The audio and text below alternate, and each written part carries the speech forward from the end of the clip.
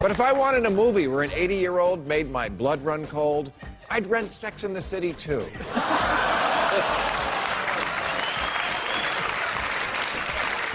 And finally, new rule with the Super Bowl only a week away, Americans must realize what makes NFL football so great. Socialism. That's right. The NFL takes money from the rich teams and gives it to the poorer ones, just like President Obama wants to do with his secret army of Acorn volunteers. Green Bay, Wisconsin has a population of 100,000, yet this sleepy little town on the banks of the Fuck-if-I-Know River has just as much of a chance of making it to the Super Bowl as the New York Jets, who next year need to just shut the hell up and play. Now, me personally, I haven't watched the Super Bowl since 2004 when Janet Jackson's nipple popped out during halftime, and that split-second glimpse of an unrestrained black titty burned my eyes.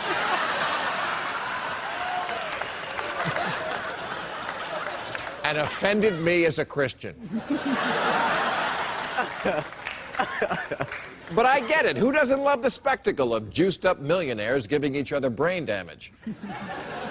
On a giant flat-screen TV with a picture so real it feels like Ben Roethlisberger is in your living room, grabbing your sister.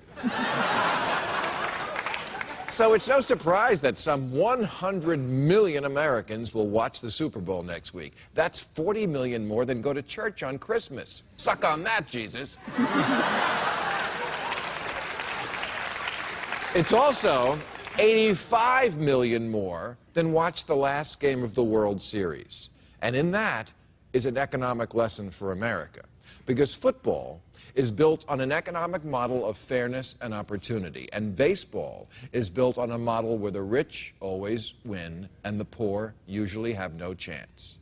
The World Series is like the Real Housewives of Beverly Hills. You have to be a rich bitch just to play. Whereas the Super Bowl is like Tila Tequila. Anyone can get in.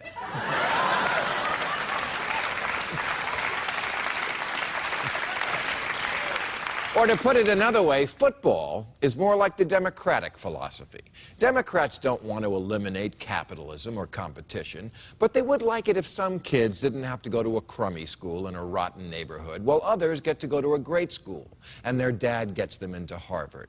Because when that happens, achieving the American dream is easy for some and just a fantasy for others. That's why the NFL literally shares the wealth. TV is their biggest source of revenue, and they put it all in a big commie pot and split it 32 ways. Because they don't want anyone to fall too far behind. That's why the team that wins the Super Bowl in the next draft picks last, or what the Republicans would call punishing success.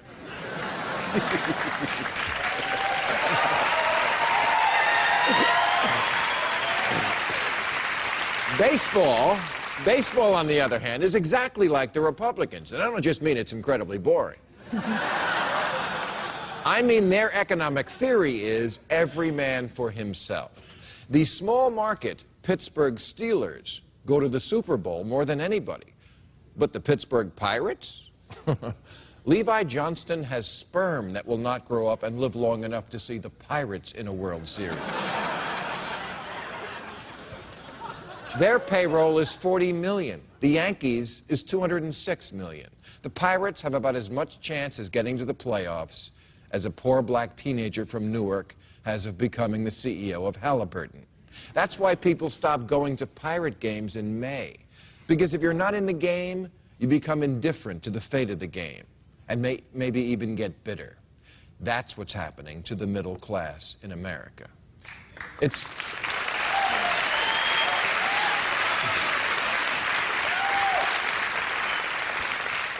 It's also how Marie Antoinette lost her head.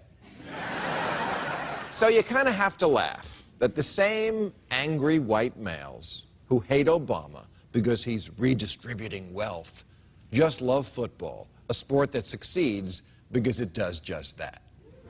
To them, the NFL is American as hot dog, Chevrolet, apple pie, and a second giant helping of apple pie. But then again, they think they're macho because their sport is football, when honestly, is there anything gayer than wearing another man's shirt? All right, that's our show. I want to thank Representative Jack Kingston, Kim Campbell, Will Kane, D.L. Hughley, Michael Steele. And don't forget to watch us now on Overtime on HBO.com. Thank you, folks.